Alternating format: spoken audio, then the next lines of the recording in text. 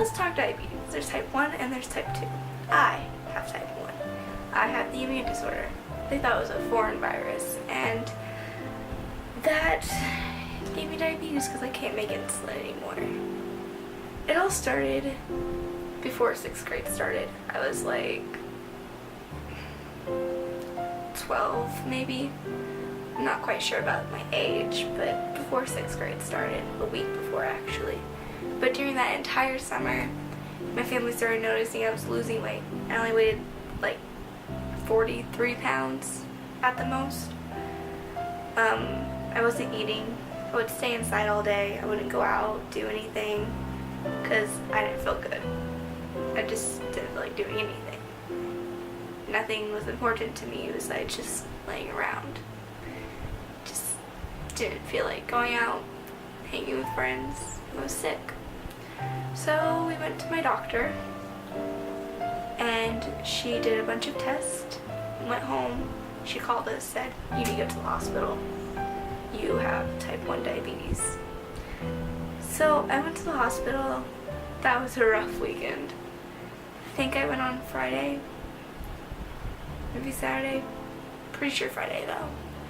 And they admitted me, put me in a bed. I was bawling because I didn't know really what was happening, didn't know what this meant for me in my life. And then it was a rough weekend, very long. I laid in the hospital bed. I got a room all to myself, like surprisingly, but I did. I got a room to myself. My family was with me, and they started giving me shots. And before I even knew I had this, the summer when I was sick, I wouldn't eat anything, and that's why I weighed like 43 pounds. That's why I didn't weigh much at all, because I wasn't eating. I wasn't eating in the summer. It was hard because at the hospital they made me eat a lot of food, and it was like a lot for me because I would eat maybe a handful a day or every few hours. It wasn't much at all. So when I went to the hospital, they gave me like a sandwich, applesauce, a banana, and I couldn't even eat all of that. So the shots came. The shots were not a very comfortable experience. They really hurt. And they were very scary with all their big needles coming out. And whenever they poked my finger, they actually had the needle that slices it. Instead of just puts a little poke in it, slices it, leaves a cut. Which those aren't fun because they bleed for a really long time. The whole experience wasn't fun.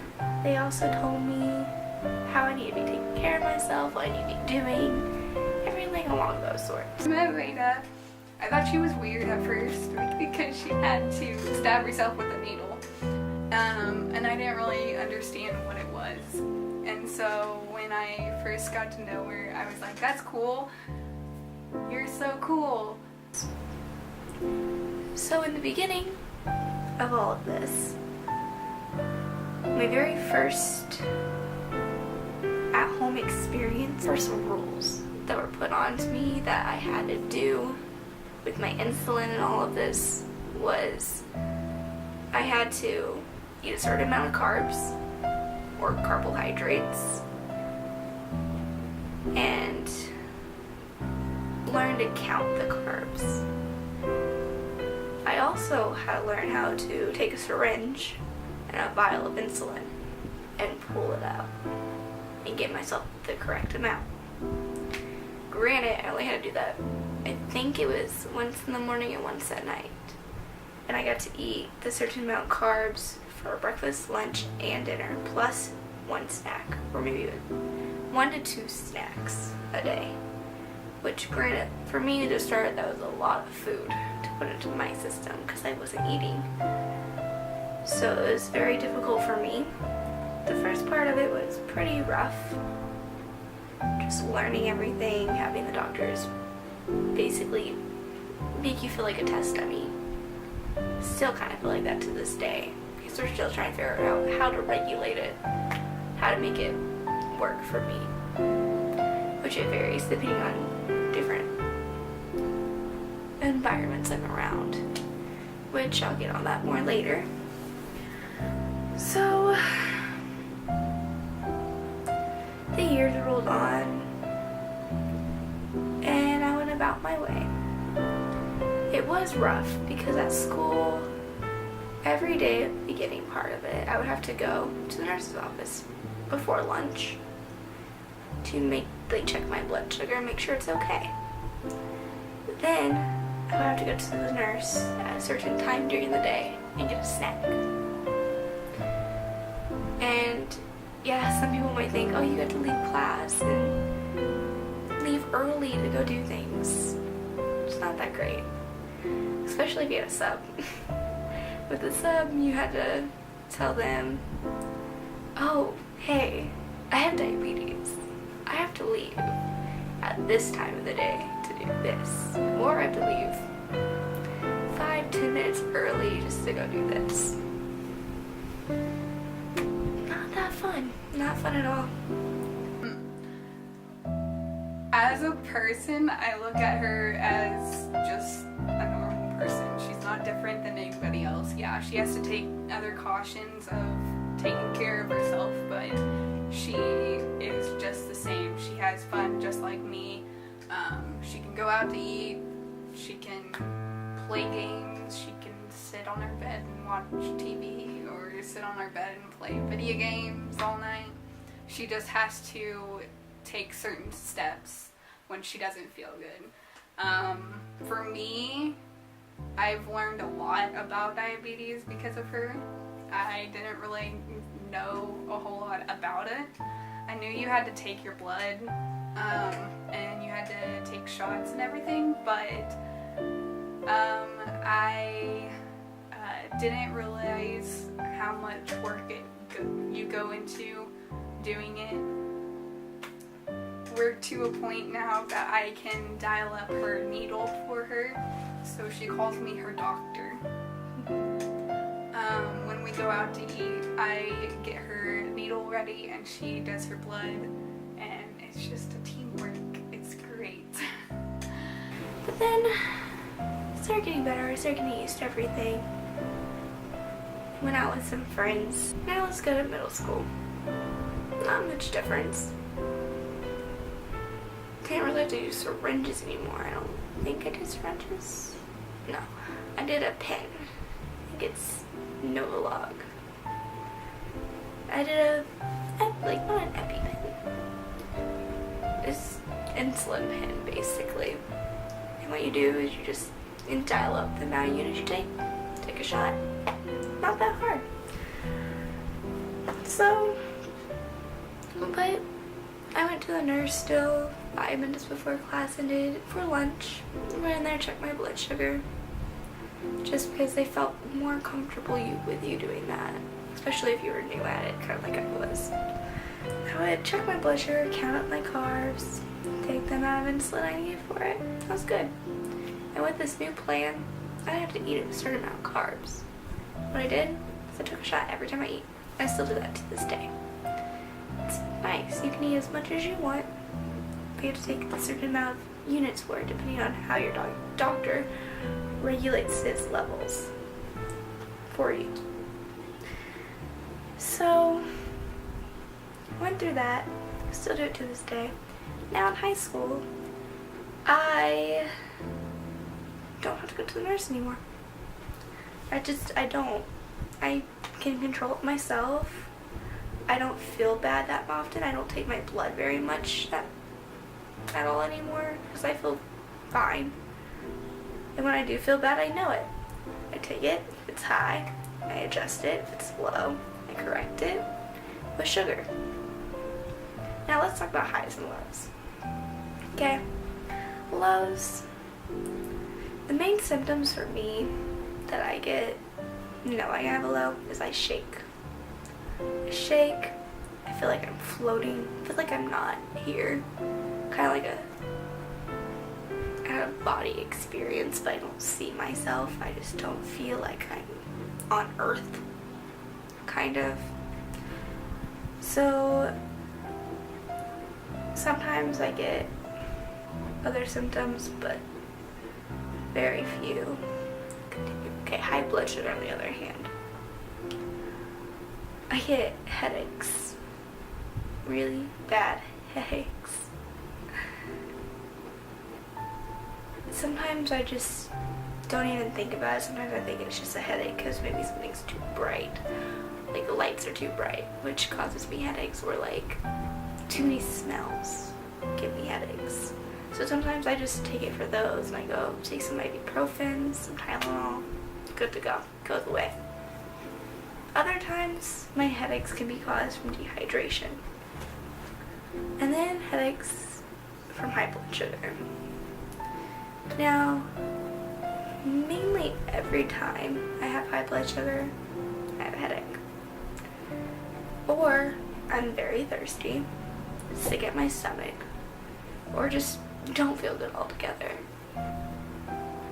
So I usually just check my blood sugar if it's high, I adjust it, or if I don't know where it's going, because sometimes I can feel it either go up or down. Sometimes I can't tell, but I know it's going to go somewhere. I wait, I check it, see where it's at. So that's basically high blood sugars. One point in my life, I didn't feel my low blood sugars at all. So one day, I went to the mirror in my bathroom and saw I was ghostly white. Which, whenever you have low blood sugars, you can turn very pale, ghostly white color, at least for me. Yeah, every diabetic is different. So I went to check my blood sugar and it was low. It's scary knowing that you can just go to the mirror, look at yourself, say, oh, maybe I should check my blood sugar because I might be having a low, and then have a low, but you never felt it. It's very scary. Also, I've been to urgent care and the emergency rooms several times. I went recently for dehydration, which I've been a few times for dehydration because I don't drink, which is bad on my part, and I know it's also bad for your diabetes. But after a little bit, I got used to it. I worry about her now because she doesn't like to check her blood all that often. It's scary when somebody has diabetes and they send you a random picture of just their arm of an IV with no explanation. So I got that picture one night and I got nothing else. I started freaking out a little bit because she had told me lots and lots about how she's gone into she could go into a diabetic coma. She could go into the hospital at any point, really. One night it was really, really, really high and she was like pale white, like as white as this wall. And then I went to the doctor several times because of my kidneys. Because your blood sugar and diabetes can affect your kidneys too. Also, I went to the emergency room because I went to a diabetic seizure. I was laying in my bed one morning. It was about 7, 8. Woke up, took my blood sugar. Looked at it, it was only 50 something. But for some reason I yelled for my grandmother. Yelled for her, and all I remember is blackness. Must have passed out. I woke up for a little bit and saw everyone at the end of my bed panicking, calling 911, running out, getting juice ready and stuff. Blacked out again. Then I woke up to paramedics at my bedside. I woke up wondering what was going on, why everyone's panicking, what's happening. be told I passed out, went to a diabetic seizure, and everything. I didn't know what was going on. I thought I was perfectly fine. I felt like fine. Felt like nothing happened at all. Got rushed into the ambulance. They put an IV in my arm. Told me they're gonna push sugar water into my body. Sugar water feels very weird going to your body. It's like a warm sensation. So they started putting it into an IV, and they pushed it through my body, and it literally slowly makes your body feel very warm. I asked the paramedic, why does it make you feel like that? He's like, it makes everyone feel like that. It's just the warming sensation. So they put me into the emergency room and just watched me for a little bit. I was fine. Didn't even realize what was happening. So my family told me that whenever I blacked out, I was able to drink juice, so they did put sugar into my body, but I was fighting things, which seems a little weird. So to this day, I still have it.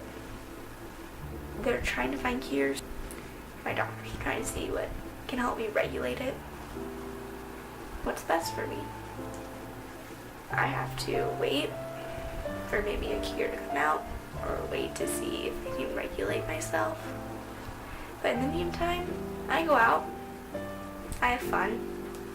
I just make sure to bring all my medicine, all my insulin, make sure to bring my diabetic needles, my alcohol pads, my pricker. Make sure to bring everything with me. I go out, I have fun, I hang with my friends, do whatever I want to do. Diabetes can't stop me.